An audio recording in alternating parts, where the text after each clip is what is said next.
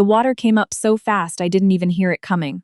1 second I was standing in the kitchen doorway, watching my daughter color at the table, the red crayon moving in slow, careful circles the way she always did when she was concentrating hard. The next second the wall just moved. The whole back of the house buckled inward like a fist punching through cardboard, and the sound was something I'll never be able to describe properly.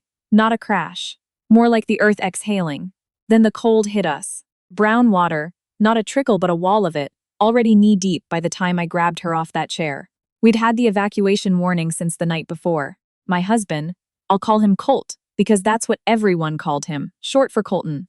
Colt had checked his phone at breakfast, read the alert out loud, and then set it face down on the counter and said the levee wasn't going to fail. He was certain. He'd grown up in this part of Louisiana. He knew how these things went, he said. False alarms every time. He was not home when the levee failed. I didn't know that yet. In those first minutes I was just moving, pure animal, my daughter's legs wrapped around my waist, her arms locked behind my neck. She's 7. Her name is Lena. She had her pajama top on still because we'd only been awake for maybe 20 minutes. The water was brown and thick with something. Mud, debris. I couldn't tell, and it smelled like diesel and wet soil all at once. I was trying to reach the staircase, but the current inside the house was stronger than I expected, and I kept sliding on the floor tiles. There was a ceiling fan above the kitchen island, and I grabbed the base of it with one hand, just to stop moving for a second, just to breathe. Mommy. That's all she said. Just that one word. But the way she said it. I told her to hold on tight, and I meant it literally. Hold on to me and don't let go no matter what.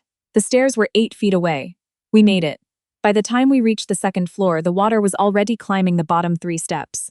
I pulled Lena into the master bedroom, pushed her up onto the bed, and grabbed my phone from the nightstand. No signal. The towers must have already gone down. I went to the window and looked out, and what I saw made my legs go strange and hollow. The whole street was gone. Where Mrs. Patterson's front yard used to be, the one with the white picket fence she repainted every spring.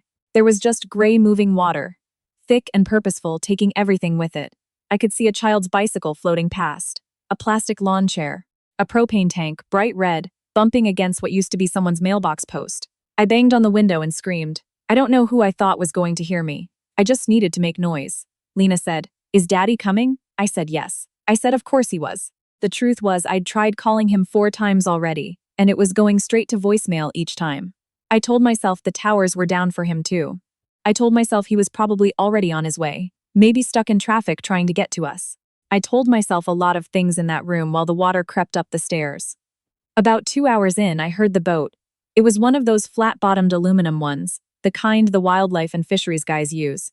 And there were 2 rescue volunteers in orange vests running it. They came around the corner of what used to be our street, and I screamed so hard I tasted blood in the back of my throat. And Lena was screaming too, and we were both hanging out the window waving one of Colt's undershirts, the first piece of fabric I'd found, and they saw us. They turned the boat. One of them climbed up and helped us out through the window. He was maybe 22, with a beard that was still patchy, and his hands were shaking a little. I asked him if everyone was okay in the neighborhood. He said he didn't know yet. They were just going house by house. They got us to the evacuation staging area, the high school gymnasium about 3 miles north, which was on elevated ground. The parking lot was packed with people, emergency vehicles, Red Cross tents. The noise was overwhelming. People calling names, kids crying, a generator running somewhere, an intercom system looping the same instructions about where to register and where to find water. That's when I saw Colt. He was standing near one of the Red Cross tables, and for one split second my heart actually lifted because I thought, he's here, he made it, he came looking for us. But he wasn't looking for us. He was standing with his hand on the small of a woman's back, low and familiar, the way you only touch someone you know very well. She was sitting on a folding chair with her ankle wrapped in a bandage, an ace bandage, the kind they hand out by the dozens at these things, and she was crying in a performative way that I'd seen before. I knew who she was. She worked in his office. I'd met her at the firm's Christmas party twice. She'd shaken my hand both times and smiled like we were strangers, which I suppose was accurate enough. Colt looked up and saw me, and the expression that crossed his face, it wasn't relief. It wasn't even guilt, not right away. It was something closer to inconvenience. Like I'd walked into the wrong room. He came over. He hugged Lena first, which I'll give him. He asked if we were okay. I said we'd been trapped in the house for 2 hours. I said I'd called him 4 times. That he'd been trying to find us, that it had been chaos. I looked over at the woman at the table. She was still watching us. Was she in the house with you? I asked. He said they'd been at the office when the evacuation order came through, the firm's building on Canal Street, which was also in the flood zone, and that they'd gotten out together and he'd driven her to the staging area because her ankle was hurt and she couldn't drive.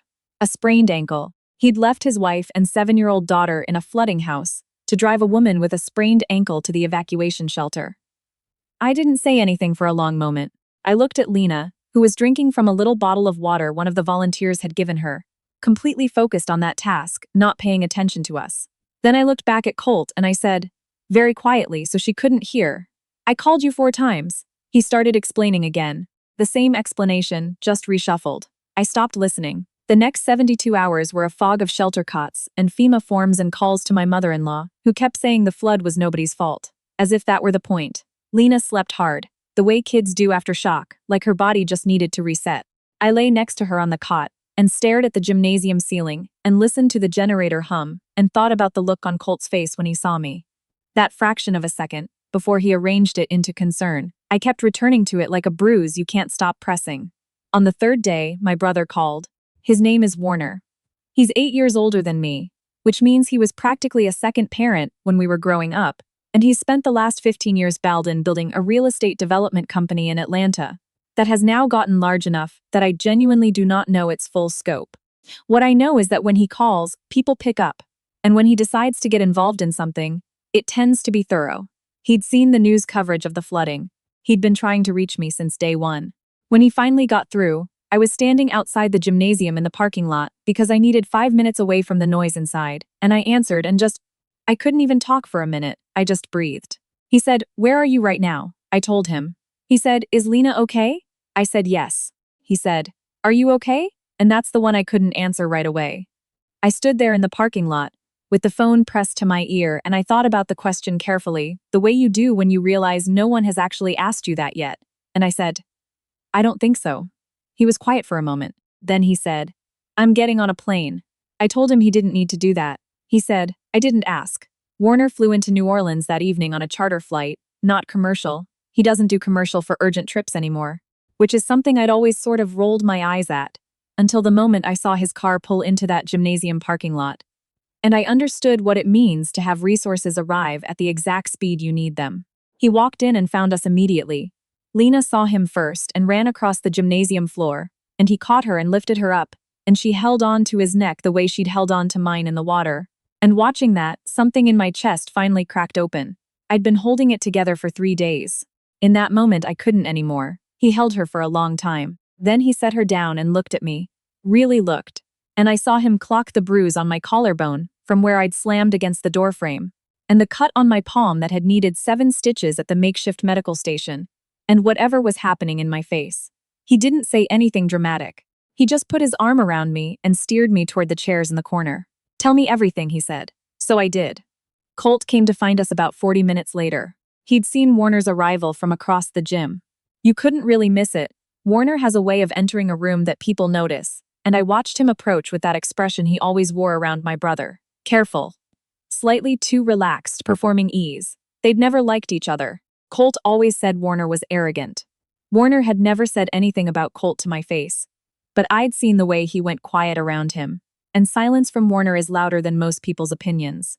Colt shook his hand and said something about the flooding, about how relieved he was that everyone was safe. Warner looked at him for a moment without speaking, that particular silence, and then said, "I hear." Colt said yes.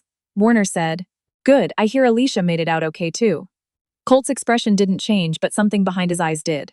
He looked at me. I looked back at him. Warner said he had a hotel situation arranged, a suite at a property in Baton Rouge, out of the flood zone, for however long we needed it. He was looking at me when he said it, not at Colt. Colt said, "That's for all of us, right?" Warner said, "I'm looking at my sister and my niece."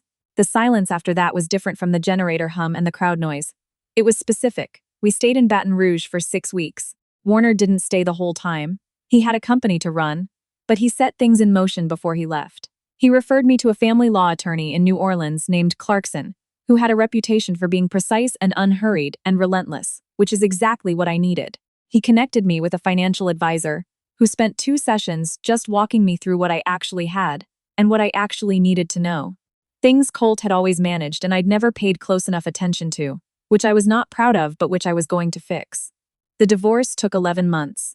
Louisiana is a community property state, which meant everything acquired during the marriage was split. The house, what was left of it after the flood, which wasn't much structurally, the cars, his equity in the law firm, the retirement accounts. Clarkson was methodical and never raised her voice and had a way of presenting information in depositions that made Colt look exactly like what he was. She found the credit card statements. She found the hotel receipts. She found the timeline that showed he'd been with Alicia the entire morning of the flood, including the hours when Lena and I were trapped on the second floor. The judge awarded me primary custody. It's been 2 years now. We live in a rental house in Metairie, Lena and I, and sometimes Warner when he's in town, which is more often than I expected. The house is small, and the kitchen has dated laminate counters, and there's a ceiling fan in the living room that wobbles slightly when it's on the highest setting. And I love every bit of it, in a way I never loved the house. Colt and I picked out together, which was bigger and better located and meant to impress people I didn't even like. Lena is 9 now. She's in 3rd grade. She's taken up drawing, actual drawing, not just coloring, and her teacher sent home a note last month saying she had real spatial intuition, which I read standing at the kitchen counter and had to hold myself very still for a moment because I was not going to cry over a teacher's note. But I almost did. I almost did because I thought about her in that flooding house, gripping my neck, saying just the one word, Mommy.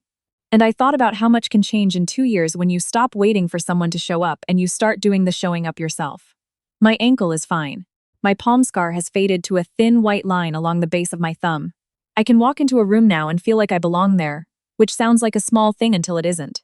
Warner called last week. He's coming down in 2 weekends.